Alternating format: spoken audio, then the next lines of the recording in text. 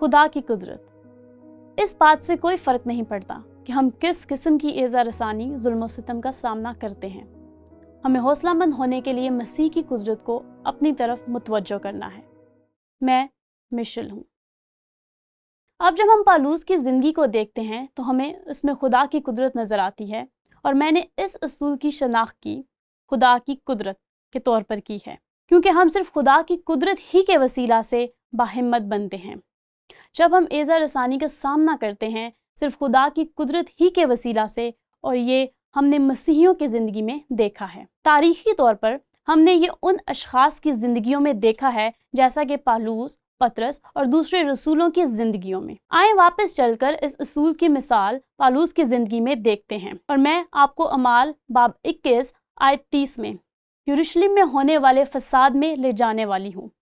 اور تمام شہر میں ہلچل پڑ گئی، اور لوگ دوڑ کر جمع ہوئے اور پالوس کو پکڑ کر ہیکل سے باہر گھسیٹ کر لے گئے، اور فوراً دروازہ بند کر لیا۔ اب یہ یروشلم ہے جہاں کلیسیا کا آغاز ہوا تھا، یہ افسس نہیں تھا۔ یاد رکھیں کہ اس نے اس قسم کی ایذا رسانی کا سامنا افسس میں کیا تھا۔ وہ اب واپس یروشلم آ گیا، اور یہ سب یہودی ہیں، اور ان میں سے کچھ یہودی یہ دعویٰ کرتے ہیں کہ وہ ایماندار ہیں، اور پھر بھی وہ سب اس کی جان لینے کے لیے نکلے ہیں کیونکہ ان کو ڈرایا دھمکایا گیا۔ لہٰذا ہم نے غور کیا کہ دروازے بند کر لیے گئے۔ جب وہ اسے قتل کرنا چاہتے تھے تو اوپر پلٹن کے سردار کے پاس خبر پہنچی کہ تمام یروشلم میں کھلبلی پڑ گئی ہے۔ اب آپ دیکھتے ہیں روم کے بادشاہ نے یہودیہ اور یروشلم میں یہودیوں کو حکومت کرنے کے لیے زبردست آزادی دی، کیونکہ وہاں زیادہ تر یہودی تھے، اور رومی حکومت نے صدر عدالت کو متعارف کرایا جو کہ 70 یہودیوں پر مشتمل حکمران جماعت تھی، تاکہ وہ یروشلم پر حکومت کرنے کے قابل ہوں، جس میں تقریباً سب کچھ شامل تھا۔ ان کی اپنی پولیس تھی۔ لہٰذا جب پولس یروشلم واپس آیا تو آپ جانتے ہیں کہ یہودی قوتیں اس کے خلاف ہو گئیں، اور انہوں نے اسے مارنے کی کوشش کی۔ ایک چیز جس کی بادشاہ نے انہیں اجازت نہ دی تھی، اور وہ یہ تھی کہ کسی کو قتل نہیں کر سکتے، انہیں یہ حق حاصل نہیں تھا۔ اب انہوں نے اس کی خلاف ورزی کی کیونکہ انہوں نے استفنس کو قتل کیا اور انہوں نے یسوع کو بھی قتل کیا، لیکن یہاں رومی حکومت نے مداخلت کی اور اسے تحفظ دیا۔ اس ساری دشمنی کے دوران آپ پورے باب کو پڑھ سکتے ہیں کیونکہ وہاں بہت سے واقعات پیش آئے، لیکن یہاں خدا نے خود مداخلت کی اور ایک بار پھر پولس رسول پر اپنے آپ کو ظاہر کیا۔ ہم یہ اعمال کے باب 23 آیت 10 سے 11 آیت تک پڑھتے ہیں۔ میں اسے خدا کا ہمت دینے والا پیغام کہتی ہوں۔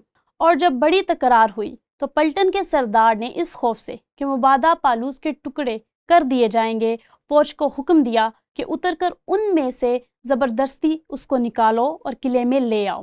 یہ کوئی سنڈے اسکول کی سیر نہیں تھی، میرا مطلب ہے وہ حقیقت میں پولس کو تباہ کرنے کے لیے باہر نکلے تھے، اسے قتل کرنے کے لیے۔ اور غور کریں، اسی رات خداوند اس کے پاس آ کھڑا ہوا اور کہا خاطر جمع رکھ۔ یہی اس اصول کی بنیاد ہے، خاطر جمع رکھ، ہمت رکھ، کہ جیسے تو نے میری بابت یروشلم میں گواہی دی ہے ویسے ہی تجھے روما میں بھی گواہی دینا ہوگی۔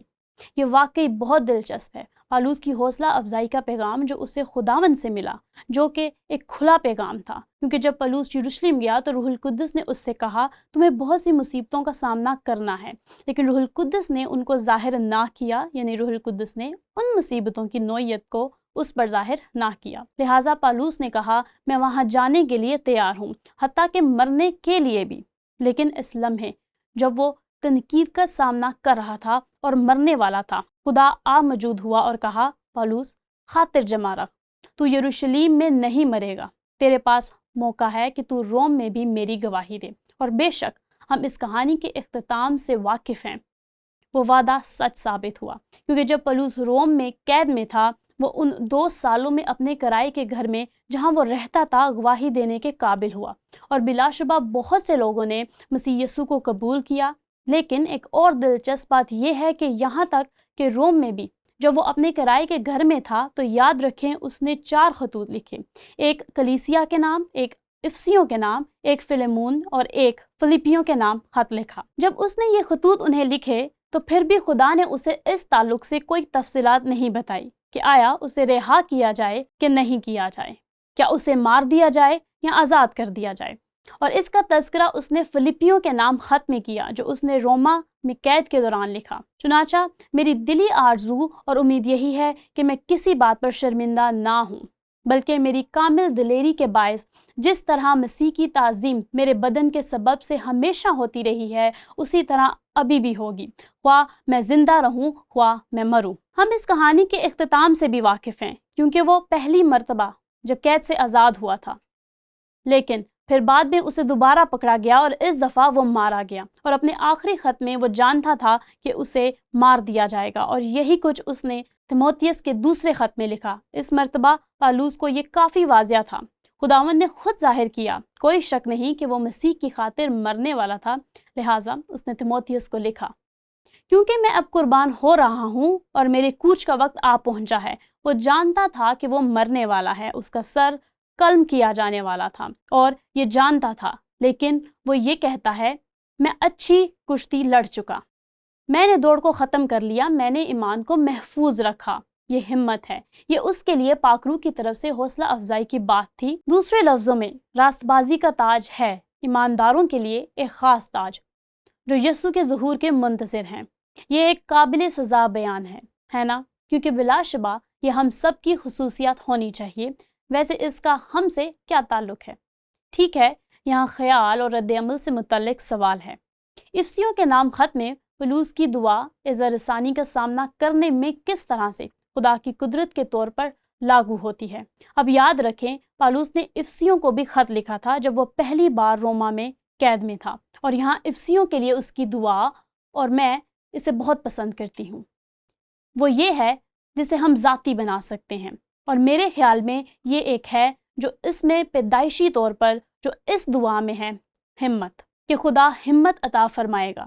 لہٰذا میں یہ دعا آپ کے ساتھ مل کر کرتی ہوں۔ اس سبب سے میں اس باپ کے آگے گھٹنے ٹیکتی ہوں جس سے آسمان اور زمین کا ہر ایک خاندان نامزد ہے، کیونکہ وہ اپنے جلال کی دولت کے موافق تمہیں یہ عنایت کرے گا کہ تم اس کے روح سے اپنی باطنی انسانیت میں بہت ہی زوراور ہو جاؤ، اور ایمان کے وسیلے سے مسیح تمہارے دلوں میں سکونت کرے، تاکہ تم محبت میں جڑ پکڑ کے اور بنیاد قائم کر کے سب مقدسوں سمیت بخوبی معلوم کر سکو کہ اس کی چوڑائی اور لمبائی اور اونچائی اور گہرائی کتنی ہے، اور مسیح کی اس محبت کو جان سکو جو جاننے سے باہر ہے، تاکہ تم خدا کی ساری معموری تک معمور ہو جاؤ۔ اور وہاں جب وہ یہ فکرہ استعمال کرتا ہے، خاکی ساری معموری، تو وہ حقیقت میں خدا کی ذات کے بارے میں بات کرتا ہے کہ ہم میں مسیح کے واقعات اور ہمارے حالات سے قطع نظر دیکھا جائے گا، حتیٰ کہ اعزا رسانی کو بھی۔ اور پھر وہ اس شاندار دعا کا اختتام کرتا ہے، عظیم الفاظ، اب جو ایسا قادر ہے کہ اس قدرت کے موافق جو ہم میں تاثیر کرتی ہے، ہماری درخواست اور خیال سے بہت زیادہ کام کر سکتا ہے، کلیسیا میں اور مسیح یسوع میں پشت در پشت اور ابدالآباد اس کی تمجید ہوتی رہے، آمین۔